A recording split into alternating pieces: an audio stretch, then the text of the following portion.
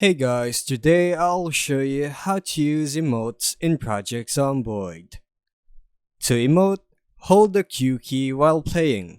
This opens the emote wheel with a list of gestures you can perform. You can then click the emote you want from the wheel to play that action. If you just tap Q, your character will shout. This counts as an emote too, and can alert zombies or other players.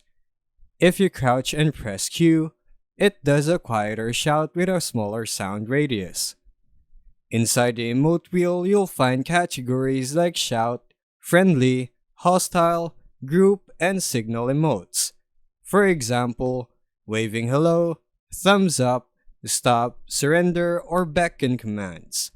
Just pick the emote you want once the wheel is open. You can change the emote key in the game's options by going to key bindings, then going to the NPC interaction section if you want something other than Q, which helps prevent accidental shouts that attract zombies. And that's how you emote in Project Zomboid. Thanks for watching.